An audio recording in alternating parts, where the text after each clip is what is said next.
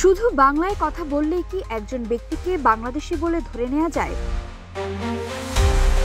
অনুপ্রবেশ ঠেকাতে মেক্সিকো সীমান্তে মার্কিন যুক্তরাষ্ট্র যেভাবে প্রাচীর তুলেছে, মোদী সরকারও কি তেমনটাই করতে চায়? 29 আগস্ট এমন কড়া কিছু প্রশ্ন নরেন্দ্র মোদীর সরকারকে চরম ভর্ৎসনা করেছে ভারতের সুপ্রিম কোর্ট। বিচারপতিরা বলেছেন, দেশের নিরাপত্তা অবশ্যই গুরুত্বপূর্ণ, কিন্তু ভারত একটি বহু ভাষাভাষীর দেশ। মূলত বিজেপি শাসিত রাজ্যগুলোতে বাংলাভাষীদের হয়রান করা এবং তাদের ওপর হামলার অভিযোগের কারণে এমন পরিস্থিতি তৈরি হয়েছে।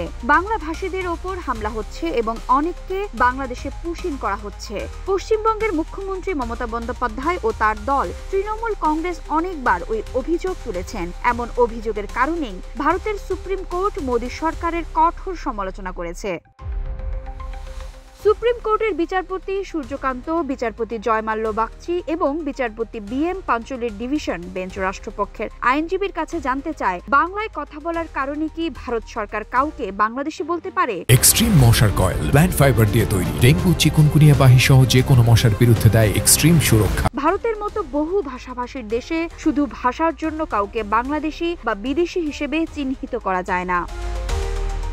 কেন্দ্রের সলিসিটর জেনারেল তুষার মেহতার উদ্দেশ্যে বিচারপতিরা বলেন, আমরা চাই আপনি পক্ষপাতিত্বের অভিযোগ স্পষ্ট করুন। কেন একটি ভাষা দিয়ে কাউকে বিদেশি বলে ধরে নেওয়া হচ্ছে?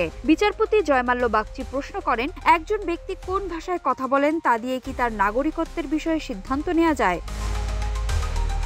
অনুপ্রবেশকে একটি বৈশ্বিক সমস্যা হিসেবে উল্লেখ করেন মেহতা। তখন বিচারপতি বাগচি ব্যঙ্গ করে জানতে চান, তাহলে কি অনুপ্রবেশ ঠেকাতে কেন্দ্রীয় সরকারও বাংলাদেশের সঙ্গে দীর্ঘ সীমান্তে উঁচু প্রাচীর নির্মাণ করতে চায়, যেমনটা মেক্সিকো সীমান্তে মার্কিন যুক্তরাষ্ট্র করেছে?